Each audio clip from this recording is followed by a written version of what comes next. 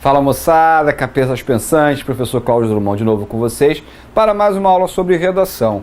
E hoje a gente vai falar sobre um assunto importante, como todos os assuntos que nós falamos anteriormente, todos eles são importantes, mas a pontuação, a gente vê que a galera tem uma dificuldade, ignora muitas das vezes esse fator que é fundamental, até para a compreensão, a coesão e a compreensão, a coerência de um texto, né? Então vamos à pontuação.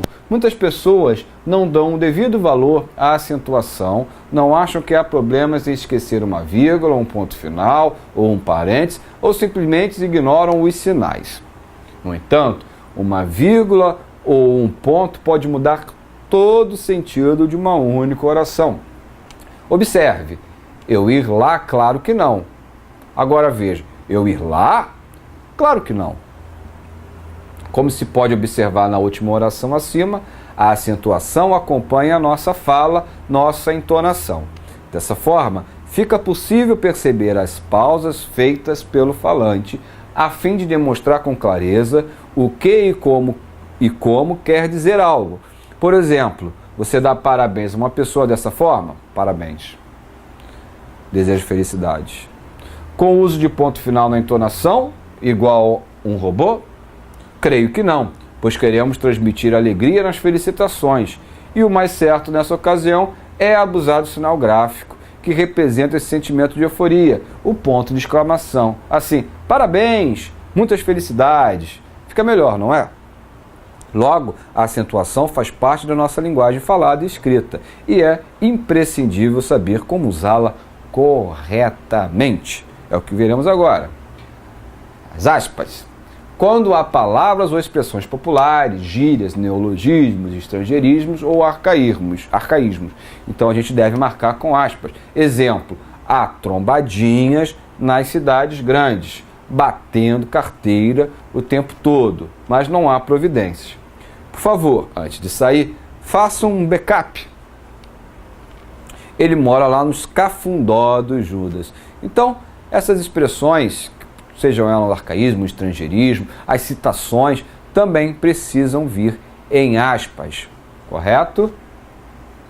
Antes ou depois de citações. Neste sábado, 31 de 1 de 2009, o ministro do Trabalho disse o seguinte a respeito do aumento do salário mínimo para R$ 460. Abre aspas. Esse aumento representa beneficiar mais de 45 milhões de pessoas entre aposentados e pensionistas. Fecha aspas. Abre aspas. É importante que os países ricos não esqueçam nunca que foram eles que inventaram essa história de que o comércio poderia fluir livremente pelo mundo. Não é justo que agora que eles entraram em crise, esqueçam o discurso do livre comércio e passem a ser protecionistas que nos acusavam de ser. Fecha aspas, disse Lula no Fórum Social Mundial em Belém. Textos retirados ou baseados em reportagens do Folha Online. C. Para assinalar palavras ou expressões irônicas. Exemplo, eles se comportaram super bem. Sim, porque são uns anjinhos. Então essas ironias também podem ser colocadas em aspas. Os dois pontos são usados quando? Em enumerações. Exemplo, a mulher foi à feira e levou, 2 pontos, dinheiro, uma sacola, cartão de crédito, um porta-níquel e uma luva. Uma luva? Então eu enumerei, por isso eu usei 2 pontos antes. Pode também antes de uma citação. Exemplo, a respeito de fazer o bem aos outros, Confúcio disse certa vez, e aí vem a citação, eu coloco 2 pontos. O ver o bem e não fazê-lo é sinal de covardia. Por toda a rigidez acerca dos pensamentos do século XIX, Nietzsche disse, 2 pontos, olha a citação, e falsa seja para nós toda a verdade que não tenha sido acompanhada de uma gargalhada.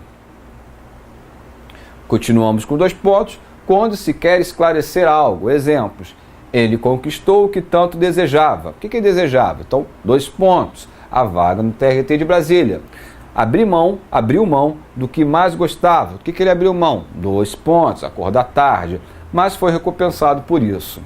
No vocativo em cartas, sempre comerciais ou sociais, ou vírgulas, né?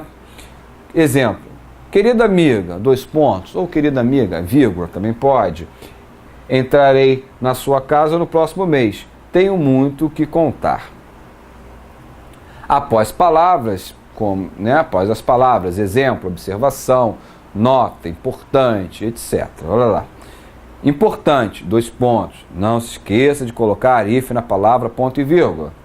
Observação, 2 pontos. O ponto de interrogação pode indicar surpresa. Mesmo? O uso do parênteses. Fazer um comentário ou explicação a respeito do que se escreve. Olha lá. O João, aquele que fez aniversário nessa semana, olha só, uma explicação dele eu coloquei entre parênteses. Perguntou sobre você hoje. Eu, você e ele contaremos as boas novas, né? E aí eu coloco ali pronomes entre parênteses. Indicar informação bibliográficas como o autor, o nome da obra, o ano de publicação, a cidade, a página, deve vir entre parênteses. O texto será incoerente se seu produtor não souber adequá-lo à situação, levando em conta a intenção comunicativa, objetivos, destinatário, regras socioculturais, outros elementos da situação, uso de recursos linguísticos e etc. Caso contrário, será coerente. Olha lá.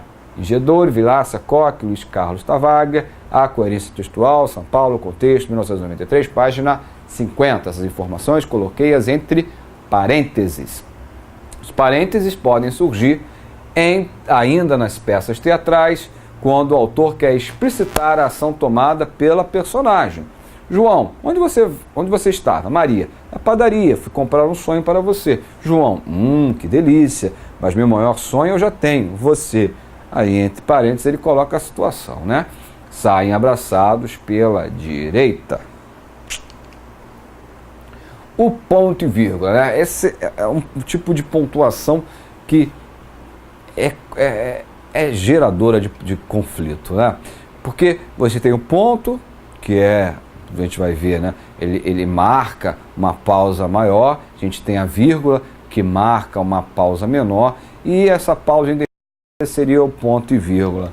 É meio complicado a gente fechar essa questão do ponto e vírgula, mas tem alguns casos que a ponto e vírgula é até obrigatória, funciona bem, então vamos ver isso aí. O ponto e vírgula não tem função nem de ponto final, nem de vírgula, mas é um intermediário entre eles, ou seja, não há pausa total, nem breve, mas uma moderação entre as duas. É usado, aí sim, para separar itens em uma numeração, comuns em leis, tá? Artigo 1. A locação de imóvel urbano regula-se pelo disposto nessa lei. Parágrafo único. Continuam regulados pelo Código Civil e pelas leis especiais. Letra A. As locações de imóveis de propriedade da União, dos estados e dos municípios, de suas autarquias e fundações públicas. Olha a numeração. Ponto e vírgula. 2. De vagas autônomas de garagem ou de espaços para estacionamento de veículos. Ponto e vírgula, enumerando. 3. Espaços destinados à publicidade. Também usamos ponto e vírgula para apartar orações coordenadas muito extensas ou que já possuem vírgula. Então, para a gente marcar, né, a gente usa o ponto e vírgula. Às vezes, também a gente tem o consolo de saber que alguma coisa que se disse por acaso ajudou alguém a se reconciliar consigo mesmo ou com sua vida. Ponto e vírgula para dar uma inspirada, sonhar um pouco, a sentir uma vontade de fazer coisa boa, de Rubem Braga. Pode vir antes substituindo a vírgula, a fim de se ter uma pausa um pouco mais longa. Isso acontece antes de conjunções adversativas, contudo, mais porém, entretanto, todavia. Quero sair mais com você. Ponto e vírgula, pois um casal precisa ter boas amizades. Amanhã é o dia de prova, vírgula. Porém, não comecei a estudar ainda. Os pontos, vamos a eles. Ponto final. Empregamos o ponto final quando pretendemos encerrar uma frase declarativa. Não quero saber de conversa. Ponto final. Estou esperando você e nem ao menos sei porquê. Ponto final. Também para finalizar frases imperativas. Pega esse papel para mim. A imperativa dá sempre essa ordem, um chamamento, um apelo. Vamos acordar mais cedo? E nas abreviaturas, né? Senhor, né? A abreviatura de Senhor, SR, ponto, numeral, observação, avenida, página, laboratório, medicina, matemática, português, etc. Nas abreviações, a gente também vai usar o ponto final. Mais pontos, o ponto de exclamação. Se apontarmos o significado de exclamar, saberemos quando utilizar o ponto de exclamação. Veja, exclamar é o ato de pronunciar em voz alta, bradar, clamar, gritar. Então, de acordo com a significação acima, é fácil identificar o uso de ponto de exclamação. Está nas frases que exprimem surpresa, felicidade, indignação, admiração, susto e, portanto, está nas frases exclamativas. Isso é muito interessante. Não podemos continuar assim. Então, dá esse tom realmente exclamativo. Após o imperativo, deixe-me, vá embora. Depois das interjeições, ah, ufa, uau, nossa, beleza. Após locuções interjetivas, minha nossa, que bom, que pena, sei demais. E assim por diante. O ponto de interrogação. Assim como o ponto de exclamação, o de interrogação também se caracteriza pelo nome. Afinal, o que é interrogar? É o ato de perguntar, questionar. Logo, sempre quando há uma indignação, um questionamento, há um ponto de interrogação. Observe. Você não quer jantar? Outro exemplo. Por que o país não enxerga os miseráveis? Mais outro exemplo. Não vou não. Por quê? Pode ainda ser usado junto com o ponto de exclamação para indicar um questionamento unido à admiração ou surpresa. Olha lá. Eu? Tem certeza? Que vai ao supermercado para a mamãe? Eu vou. Você, Maria? Muito bom. Então eu posso já usar também o de exclamação junto com o de interrogação junto com exclamação, se a pergunta vier de uma maneira exclamativa. As reticências, né, são usadas no seguinte caso, aqueles 3 pontinhos juntos, para interromper um pensamento de forma que o leitor subentenda o que seria enunciado ou imagine. Ele disse que não queria mais as reticências. Nada disso teria acontecido se... Você sabe. Para indicar hesitações comuns na oralidade.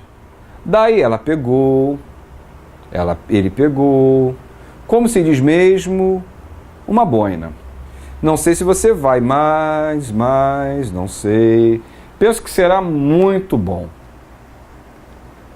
Em trechos suprimidos de um texto. Olha só, geralmente vem entre parênteses e as reticências. Não existe texto coerente entre si, mas texto que pode ser incoerente em para determinada situação comunicativa. A gente sabe que aquele texto continuaria. Ingedor e Vilaça, coerência textual. Aqui, a reticências, porque algo já foi dito antes, dada a gravidade dos acontecimentos, em último gesto, Collor reivindicou que a população brasileira saísse às ruas com o rosto pintado de verde e amarelo, em sinal de apoio ao seu governo. Em resposta, vários cidadãos, principalmente estudantes, passaram a sair nas ruas com os rostos pintados. Além de verde e amarelo, utilizaram preto em sinal de repúdio ao governo. Tal movimento ficou conhecido como Caras Pintadas, e as reticências dando a ideia de que esse texto continua. Rainer Souza, o fim do governo Collor. Para transmitir mais emoções e subjetividade para quem lê. Né? As reticências. Estamos em pleno mar, 2 infinitos. Ali se estreitam num abraço insano, azuis, dourados, plácidos, sublimes. Qual dos 2 é o céu? Qual o oceano? Estamos em pleno mar. Abrindo as velas ao quente arfar das virações marinhas, veleiro brigue corre a flor dos mares, como roçam na vaga as andorinhas. Reticências e mais reticências. Navio negreiro de Castro Alves. O travessão. Usamos o travessão nos seguintes casos. Iniciar a fala de uma personagem. Pode botar o diálogo também, iniciar, não é? Mas vamos lá. A menina, enfim, disse: travessão, não vamos nos preocupar com o porvir, porque vamos dar nosso melhor hoje. Indicar mudança de interlocução em um diálogo. Travessão, vou fazer exercícios e preocupar mais com a minha saúde. Travessão, farei o mesmo. Para enfatizar alguma palavra ou expressão em texto ou em substituição, a vírgula. Também você pode usar, você usa o travessão num ponto e o travessão no outro, que vai marcar como se fosse realmente as vírgulas, mas opta pelo travessão. O grupo teatral, travessão, super elogiado pela imprensa, travessão, estava deixando o hotel esta manhã. Luiz Inácio, travessão, presidente da República, travessão, não pôde se candidatar para uma nova reeleição. E a vírgula, né? Como a gente usa a vírgula, os momentos de usar a vírgula corretamente. Então vejamos. Estando a oração em ordem direta, né, seus termos se sucedem na seguinte progressão: sujeito, verbo, complementos do verbo, que são os objetos, adjunto adverbial, isto é, sem inversões ou intercalações, o uso da vírgula é, de modo geral, desnecessário. Assim, não se usa vírgula. Onde eu não vou usar? Separando termos que, do ponto de vista sintático, ligam-se diretamente entre si.